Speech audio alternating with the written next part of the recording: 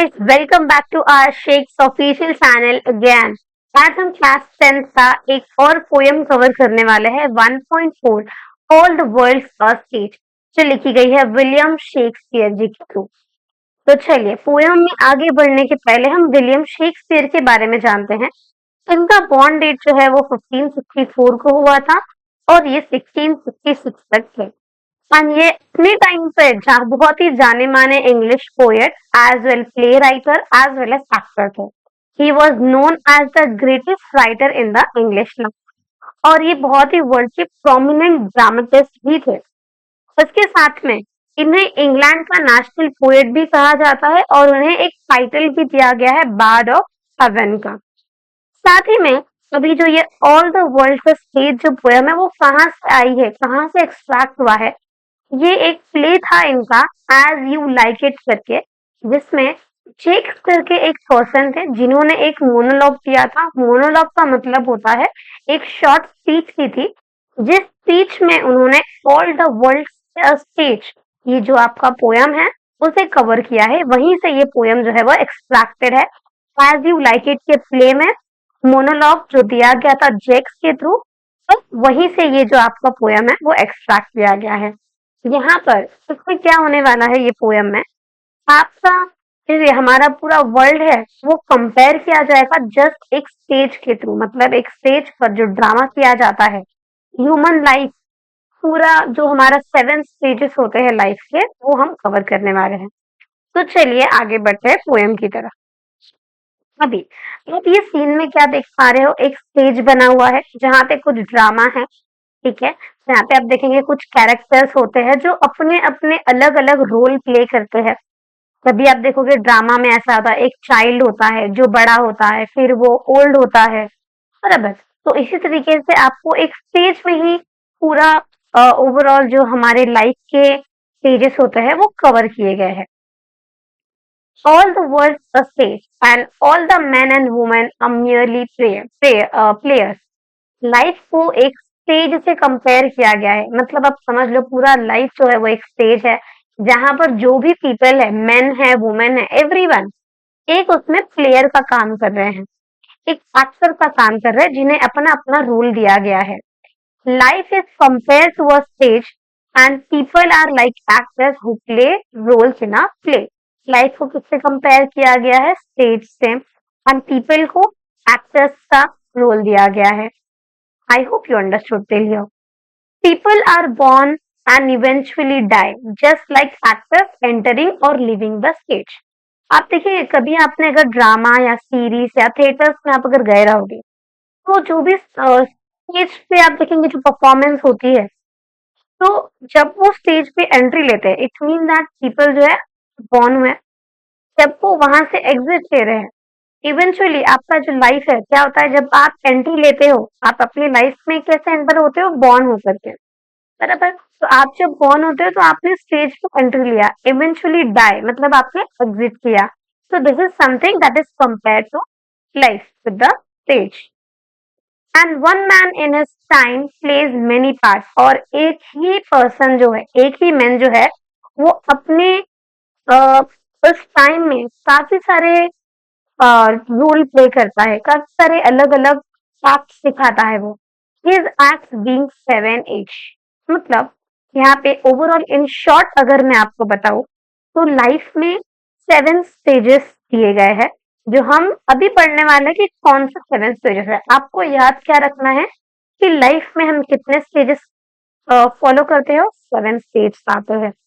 The person goes through many different stages just like an actor playing multiple roles.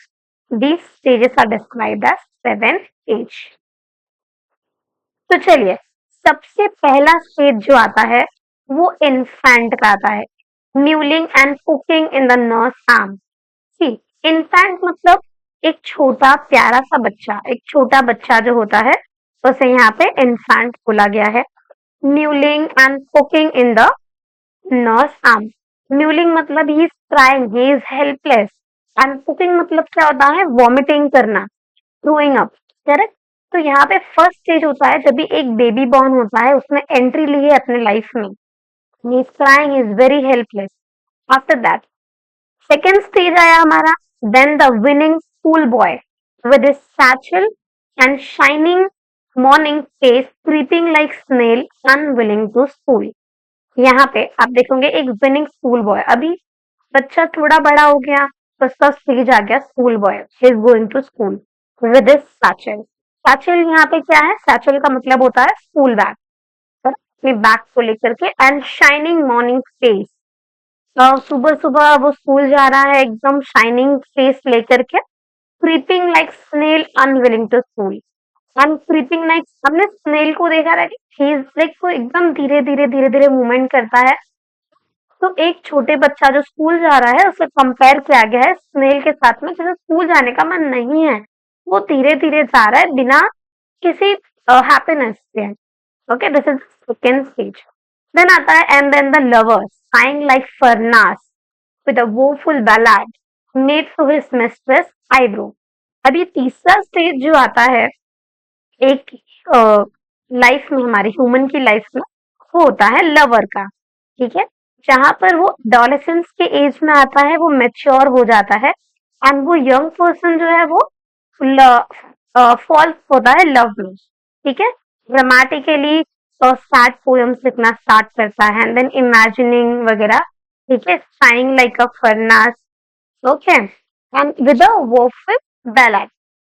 तो यहाँ पे woeful ballot का मतलब होता है कि वो जो भी सैड सॉन्ग्स वगैरह जो है वो लिखना स्टार्ट कर देता है, ठीक है ना।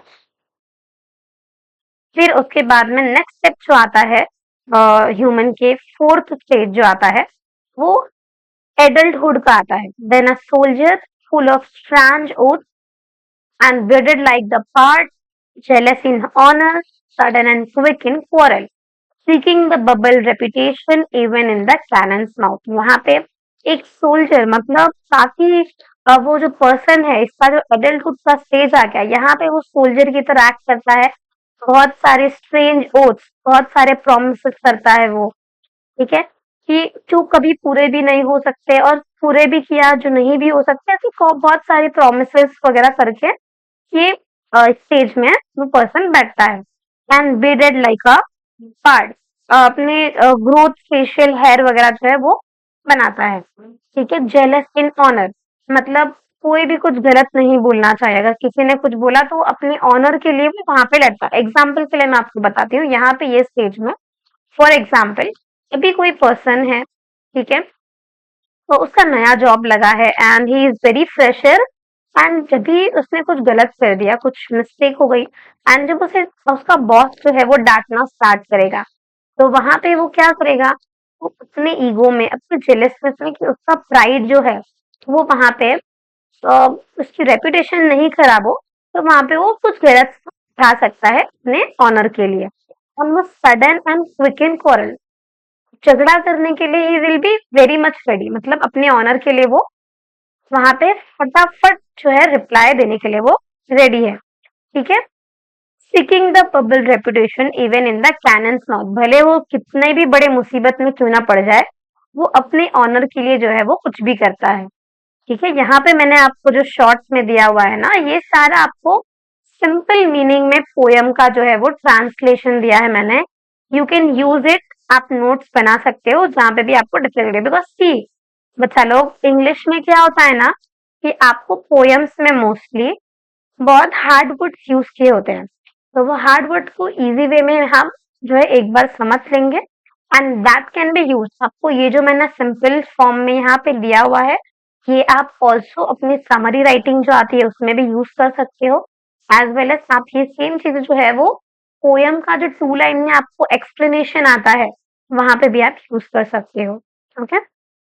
एंड देन द जस्टिस, भी यहाँ पे कौन सा स्टेज आ गया, फिफ्थ स्टेज आता है, ठीक है, जहाँ पे कि काफी एक्सपीरियंस हो गया है। And then the justice in fair round belly with good cap and line, मतलब यहाँ पे फेयर राउंड बेली मतलब एक अच्छा बेली पेट निकल आया है, मतलब वो काफी एक्सपीरियंस हो चुका है, काफी मतलब you can see we can say 34 to 40 age के पर्सन, ठीक है, with eye severe and beard of formal cut.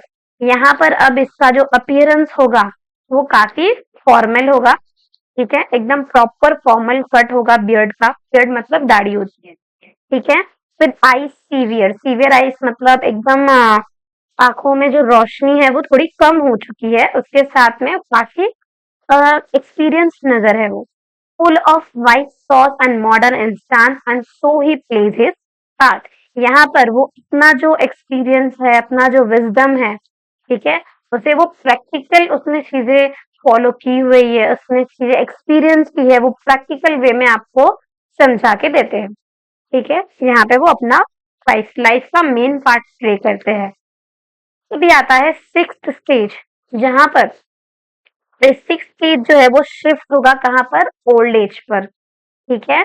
Into lean and slippered pantaloon with spectacles, spectacles मतलब चश्मा आ गया है, और nose and pouch on side, हाथ में पाउच लेकर के चल रहे हैं, नोज पर चश्मा, चश्मा जो है वो लगा है। His youthful horse well saved a world too wide for his shrunk shank and his big manly voice, turning again toward childish treble pipes and whistle in his sound। यहाँ पर क्या हो गया है कि जो आपका जो भी यूथफुल था वो चीजें जो है धीरे धीरे खत्म हो गई है, साथ में ही चश्मे की जरूरत पड़ रही है और स्लीपर्स वगैरह पे आ गए, क्लासेस चाहिए, हम लेग्स वगैरह थिन हो गए हैं, वॉइस जो एक बार का काफी डीप और काफी स्ट्रॉन्ग वॉइस था वो अब ही क्या हो गई है, एक चाइल्ड वॉइस बन चुकी है, ठीक है, थोड़ा कमजोर हो गया है, वीकनेस आ गई है बॉडी में। लास्ट में फाइनल स्टेज जो आता है वो आता है end of the life, that is exit from the life, last scene of all that end this strange eventful history is second childness and mere oblivion, sans teeth, sans eyes, sans taste, sans everything, ठीक है। यहाँ पे जो आपका life जो है वो and पे आता है, यहाँ पे कंप्लीटली डिपेंडेंट हो जाते हैं इंफेंट की तरह, यहाँ पे दांत, फिर आइस, टीथ, आइस, टेस्ट, सारी चीजें जो है वो धीरे धीरे खत्म हो जाती है, धीरे धीरे आपकी मेमोरीज भी स्लो डाउन हो जाती है।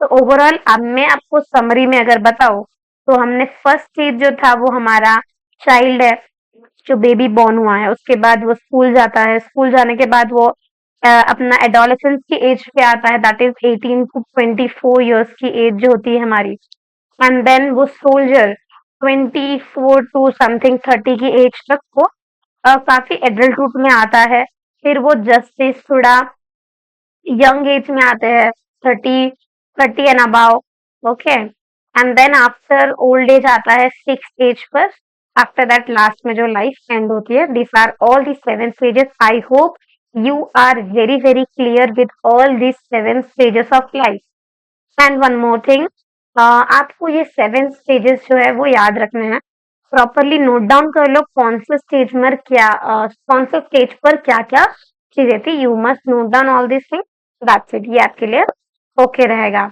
राइट। तो इफ आपको वीडियो जो है प्रॉपरली समझ आई है and if you want any kind of question तो आप कमेंट सेक्शन में ऐड कर दीजिए, it will be very much helpful for others also, and I will also appreciate कि आप अगर लाइक एंड कमेंट करते हैं तो वो अच्छा लगता है। Okay, thank you so much guys, see you in next video.